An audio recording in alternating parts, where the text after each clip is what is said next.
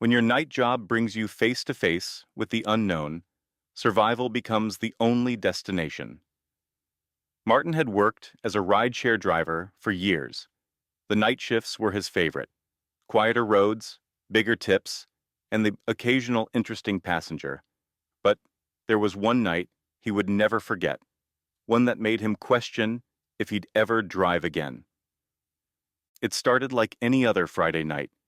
The app pinged with rides nonstop, ferrying people from bars to late-night diners and home again. Around midnight, as the streets began to empty, Martin got a request from an address just outside the city. The pickup point was a narrow, poorly lit road surrounded by fields. He hesitated, but it wasn't the first time someone had requested a ride from the middle of nowhere. He arrived a few minutes early, his headlights cutting through the darkness. No one was there. He double-checked the app to make sure he had the right location. Just as he was about to cancel the ride, he saw her. A woman stepped out from the shadows. She was tall, with long black hair and pale skin that seemed to glow faintly in the moonlight. She wore a flowing dress, entirely inappropriate for the chilly autumn night. She didn't seem to feel the cold as she glided toward the car. Martin rolled down the window. "Are you Emily?" The woman nodded, her movements slow and deliberate. Without a word, she opened the back door and slid into the seat directly behind him. The car filled with the faint scent of earth and damp leaves. "Where to?" Martin asked, glancing at her in the rearview mirror. Her dark eyes locked onto his, and for a moment, he felt a chill run down his spine. "Just drive," she said softly. Martin hesitated, but put the car in gear. The road ahead stretched into darkness, the fields on either side shrouded in mist. The woman said nothing, her gaze fixed out the window. He tried to make small talk, a habit he had with every passenger. "So, late night out?" he asked, forcing a smile. No response. "Do you live around here?" She turned her head slowly, her eyes meeting his in the mirror. "I used to." Her voice was barely above a whisper, but something about the way she said it made the hairs on Martin's arms stand on end. He decided to focus on the road. The ride grew more unsettling with each passing mile. The mist thickened, wrapping around the car like a cocoon. The GPS, usually reliable, began glitching, the blue line on the screen jumping erratically. The headlights barely penetrated the fog, and Martin could feel the tension building in his chest. "Are we going the right way?" he asked, his voice tight. "Yes," she replied. "Just keep going." Her tone was calm, almost soothing, but it did nothing to ease his growing unease. The road seemed endless, and the fields on either side looked identical, as if he were driving in circles. Then, out of nowhere, the woman spoke again. "Stop the car." Martin slammed on the brakes, the tires skidding slightly on the damp pavement. The car came to a halt, and he turned to look at her. "What's wrong?" he asked. She didn't answer. Instead, she opened the door and stepped out into the mist. Martin watched as she walked to the edge of the road, her figure barely visible in the dim light. She stood there for a moment, motionless, before turning back to him. "Wait here," she said, her voice carrying an edge of authority. Before he could protest, she disappeared into the fog. Minutes passed. Martin sat in the car, gripping the steering wheel so tightly his knuckles turned white. He rolled down the window, listening for any sound. Footsteps, rustling, anything. But the night was eerily silent. Finally, he couldn't take it anymore. Leaving the engine running, he grabbed his phone and stepped out of the car. "Emily?" he called, his voice echoing into the void. No response. He walked to the edge of the road, peering into the mist. Shapes seemed to shift in the fog, but he couldn't tell if it was his imagination or something else. "Emily, are you okay?" Still nothing. Suddenly, he heard it. a low, guttural growl coming from somewhere ahead. His heart leapt into his throat as the sound grew louder, closer. Panic took over, and he turned to run back to the car. But when he reached the road, the car was gone. Martin froze, his breath coming in short, sharp gasps. He spun around, searching for any sign of the vehicle. The road was empty, the mist swallowing everything. Then he heard her voice, soft and distant. "You shouldn't have left the car." He turned toward the sound, and there she was, standing in the middle of the road. But something was different. Her pale skin seemed almost translucent, and her eyes glowed faintly in the darkness. "What? What do you want?" he stammered. She tilted her head, her expression unreadable. "To show you the way." Before he could respond, the ground beneath him seemed to shift. The mist thickened, swirling around him like a living thing. His vision blurred, and he felt as though he were falling, the world around him dissolving into shadows. When Martin woke, he was lying on the side of the road, his car idling a few feet away. The sun was rising. The mist burned away by its warmth. He stumbled to his feet, his body aching as if he'd been running for hours. The app on his phone showed the ride as canceled, with no record of a passenger named Emily. Shaken, Martin drove back to the city, vowing never to take another late-night request.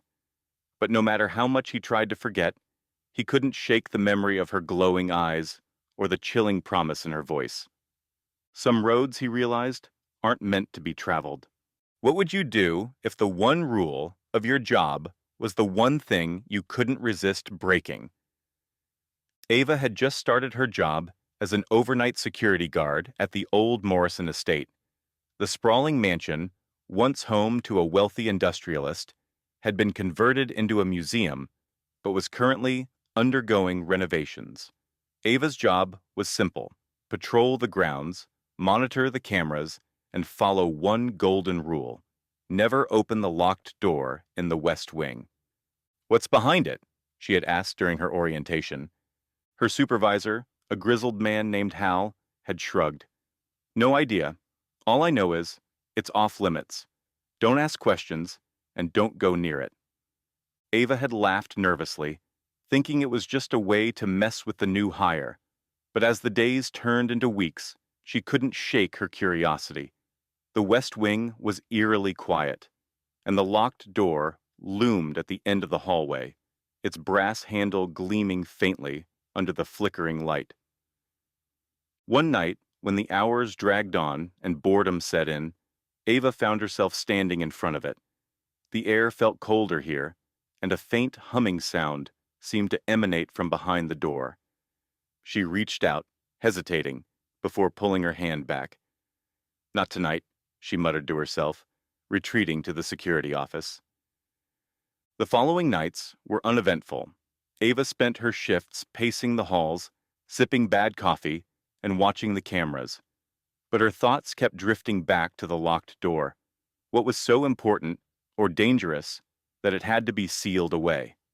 One night, around 3 a.m., the cameras began to glitch. The feed from the West Wing flickered, static filling the monitors. Ava frowned, tapping the screen. The glitches cleared for a moment, revealing the empty hallway, except for a faint shadow moving across the floor. Her stomach tightened. She grabbed her flashlight and headed for the West Wing. The hallway was as silent as ever, but the air felt heavier, pressing against her chest. The locked door stood at the end, its brass handle reflecting her flashlight beam. The humming sound was louder now, almost like a low chant. Ava's pulse quickened as she stepped closer. She crouched, pressing her ear against the door. The sound was clearer now, rhythmic and unsettling, like voices murmuring in unison. "This is insane," she whispered, backing away. But as she turned to leave, the humming stopped. A sudden, deafening silence filled the hallway, broken only by the sound of the door handle turning. Ava froze, her heart hammering in her chest. The handle twisted slowly, as if someone, or something, was trying to open the door from the other side. She stepped back, her flashlight trembling in her hand. "Hello?" she called out, her voice barely above a whisper. The door creaked open an inch, and icy air poured out, carrying the faint smell of damp earth. Ava shone her flashlight into the crack, but saw only darkness. Against every instinct, she reached out and pushed the door open wider. The room beyond was vast and cold, its stone walls lined with shelves holding dusty artifacts. At the center stood a circular table, and on it, a strange object glowed faintly. A black, jagged stone that seemed to pulse with an unnatural light. The chanting resumed, louder now, and the shadows in the corners of the room began to move. They coalesced into shapes, figures with hollow eyes and twisted, unnatural forms. Ava stumbled back, her flashlight beam shaking as she tried to make sense of what she was seeing. One of the figures stepped forward, its skeletal hand reaching for her. "You shouldn't be here," it rasped, its voice echoing in her mind. Ava turned and ran, the door slamming shut behind her. The humming stopped, and the hallway was silent once more. She leaned against the wall, her breath coming in short, panicked gasps. When Hal arrived for the morning shift, he found Ava waiting in the parking lot, her face pale and her hands shaking. She told him everything, but he simply shook his head. "I warned you," he said, his tone a mix of frustration and fear. "That door should never have been opened." Ava quit that same day, unable to face another night in the mansion. She never learned what the stone was or why it was hidden away, but the memory of the shadows and the chanting haunted her dreams. Months later, the museum abruptly closed, citing structural issues in the West Wing. The mansion remains abandoned to this day, the locked door still standing at the end of the hallway, waiting for the next curious soul to break the rule. Would you have opened the door? Share your thoughts in the comments, and don't forget to subscribe for more stories that push the boundaries of fear. Until next time, remember, some secrets are better left locked away. Some noises in the attic aren't caused by rats. Maya had never been fond of old houses. But when she inherited her grandmother's Victorian home in the countryside, she couldn't bring herself to sell it. The house held too many memories. Afternoons spent baking cookies, playing hide and seek in its endless rooms, and listening to her grandmother's stories of its history. "It's just old," Maya told herself as she moved in. "Creaky floors and drafty windows. Nothing more." The first few days were uneventful. She spent her time unpacking, cleaning, and exploring the house's forgotten corners. But on the third night she heard it, a faint, rhythmic tapping sound coming from the attic. At first, she ignored it, chalking it up to the house settling. But as the hours passed, the tapping grew louder. It seemed to move across the ceiling, as if something or someone was walking up there. "Just mice," she muttered, clutching her blanket tighter. But deep down she knew it wasn't. The next morning Maya went to investigate. She climbed the narrow staircase leading to the attic, flashlight in hand. The wooden steps groaned under her weight, and the air grew colder with each step. When she reached the attic door, she hesitated. The tapping from the night before still echoed in her mind. Taking a deep breath, she pushed the door open. Dust filled the air, illuminated by the beam of her flashlight. The attic was cluttered with old furniture, boxes, and forgotten relics from her grandmother's life. It looked exactly as she remembered it from her childhood. But something felt off.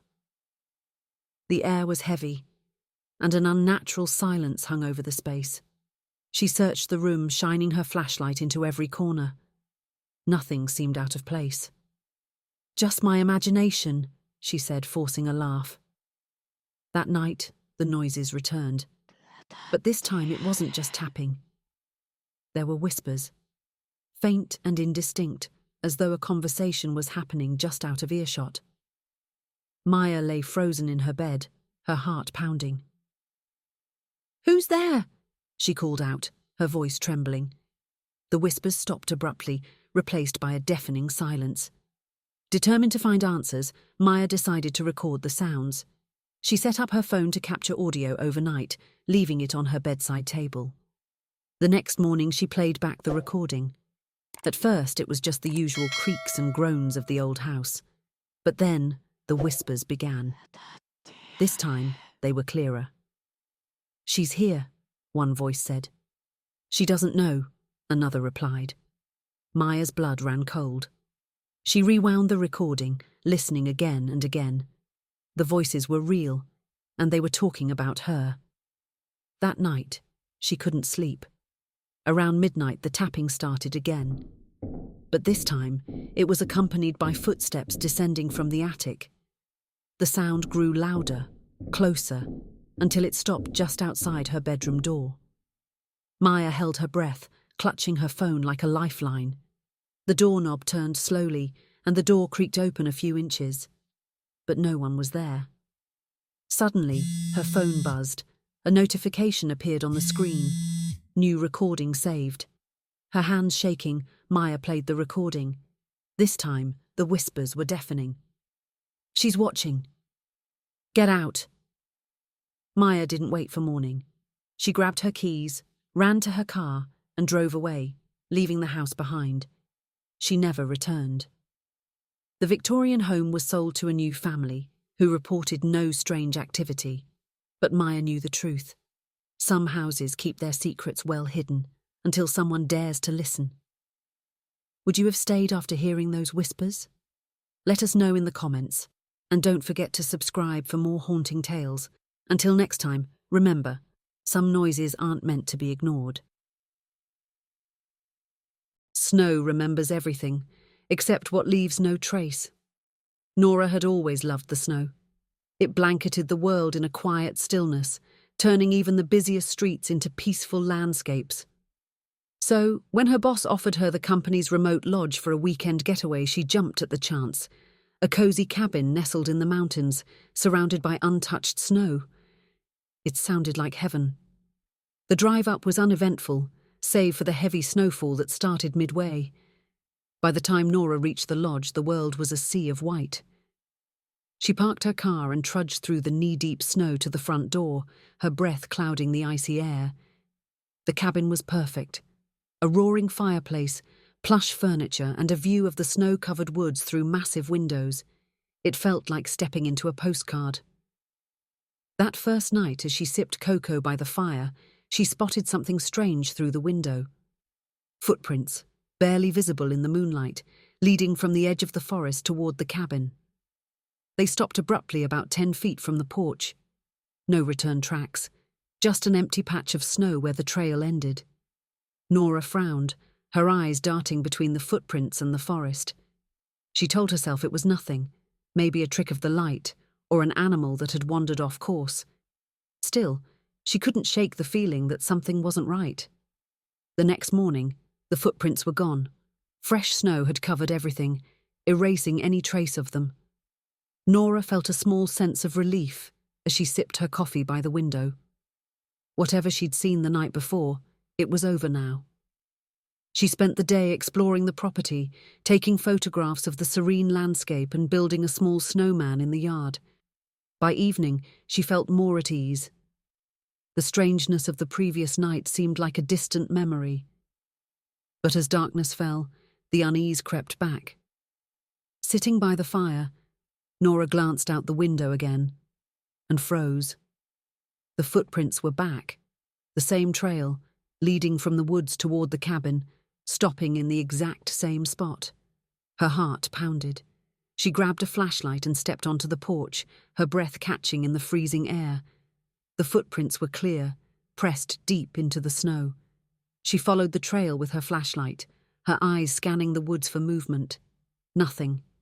No signs of anyone or anything that could have left them. Shivering, she retreated inside and locked the door. She double-checked all the windows, making sure they were latched tight. But the footprints lingered in her mind, a nagging question she couldn't answer. That night she struggled to sleep. Every creak of the cabin, every whisper of wind against the windows, made her jump. Around 3 a.m. she heard it. A soft, rhythmic, crunching sound, like someone walking through snow. She bolted upright, her heart racing. The sound was coming from outside the window near her bed. Grabbing her phone, Nora crept to the window and peered out.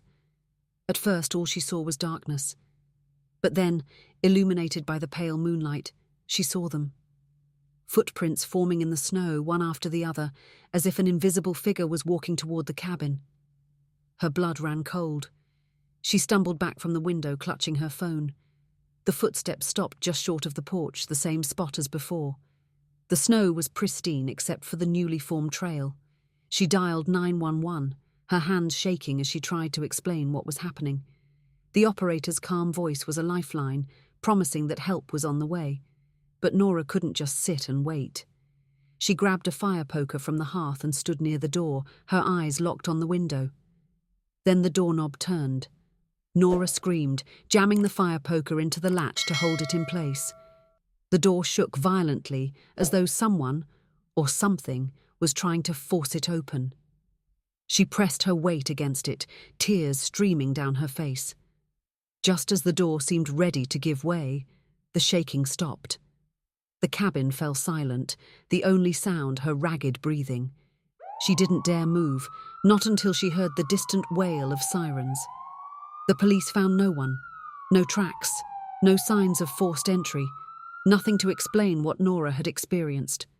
The footprints outside were gone, erased by the wind. Nora left the cabin the next morning, refusing to stay another night. She tried to rationalize what had happened, convincing herself it was the stress of being alone in an unfamiliar place. But deep down, she knew the truth. The snow remembers everything, except what leaves no trace. What do you think left those footprints? Let us know your theories in the comments, and don't forget to subscribe for more chilling stories. Stay safe and remember, some mysteries are better left unsolved. When the trees speak your name, you learn that some whispers should never be answered. Anya had always loved camping. The crackle of a fire, the smell of pine trees, the clear night skies. It was her escape from the monotony of office life. So, when her friend Sarah suggested a weekend trip to the Whispering Woods, she eagerly agreed. The forest had a reputation for being one of the most secluded in the area, with miles of dense trees and trails that seemed to go on forever. It was the perfect getaway. The first day was everything Anya had hoped for. They set up camp in a small clearing, cooked over a fire, and shared ghost stories as the sun dipped below the horizon. By the time they crawled into their sleeping bags, Anya felt a rare sense of peace. But that night, she woke to a sound she couldn't place. A soft, rhythmic whispering carried on the wind. At first, she thought it was the rustling of leaves, but as she lay there, she realized the sound was too deliberate. It was as if someone, or something, was whispering her name. Anya! Her heart raced. She sat up, straining to hear more clearly. The sound was faint, almost drowned out by the chirping of crickets, but it was unmistakable. She glanced over at Sarah, who was sound asleep in her tent. "Hello?" Anya called out, her voice shaky. The whispering stopped. The next morning, Anya told Sarah about the whispers. "Probably just the wind," Sarah said, brushing it off. "This place is full of strange sounds. Don't let it freak you out." Anya nodded, but she couldn't shake the feeling that it had been something more. As they hiked through the woods that day, she kept catching glimpses of movement in her peripheral vision, shadows darting between the trees. Each time she turned to look, the forest was still. By the time they returned to camp, her nerves were frayed. Sarah noticed and suggested they build a bigger fire to ward off the chill and lighten the mood. As the flames crackled and popped, Anya began to relax. They cooked dinner, laughed, and talked late into the night. But when Anya woke again in the early hours, the whispers were back. Louder this time and closer. "Anya, come closer." She froze. Her breath caught in her throat. The voice was coming from the woods, just beyond the edge of their campsite. Slowly, she unzipped her tent and stepped outside. The fire had burned down to embers, casting long shadows across the clearing. "Who's there?" she whispered. The forest remained silent. Then, just as she was about to retreat to her tent, she saw it. A figure standing among the trees, shrouded in shadow. It was tall and thin, its outline barely visible in the dim light. Anya's instinct screamed at her to run, but she found herself rooted to the spot. The figure didn't move, but the whispers grew louder, echoing all around her. "Come closer, Anya." Suddenly, Sarah's voice broke the spell. "Anya? What are you doing?" Anya turned to see her friend standing at the edge of her tent, rubbing her eyes. When she looked back toward the trees, the figure was gone. The whispers had stopped. "Did you see that?" Anya stammered. "See what?" Sarah asked, frowning. "Anya, you're shaking. Come back to the tent." Reluctantly, Anya followed her, but sleep didn't come easily. The image of the shadowy figure lingered in her mind, along with the chilling sound of her name being whispered. The next morning, Anya insisted they leave. Sarah protested, saying they still had another night planned, but the desperation in Anya's voice convinced her otherwise. They packed up quickly and began the hike back to the car, but the forest seemed different now. The trails they had followed so easily before felt unfamiliar, the trees pressing closer together as if trying to keep them in. The air grew heavy, and the sunlight barely filtered through the thick canopy. Then they heard it. The whispers. This time it wasn't just Anya's name, it was both of them. "Anya, Sarah, stay with us." Sarah's face went pale. "What the hell is that?" she whispered. "Run!" Anya shouted. They sprinted down the trail, the whispers growing louder, almost deafening. Shadows darted between the trees, too fast to be human. Anya didn't dare look back, focusing only on the path ahead. Finally, they broke through the tree line and stumbled into the parking lot. Their car was the only vehicle there. They jumped in, locked the doors, and sped away without looking back. Anya never returned to the Whispering Woods. She and Sarah tried to rationalize what had happened, blaming it on sleep deprivation or overactive imaginations. But deep down, they both knew the truth. The woods were alive, and they had narrowly escaped being claimed by them.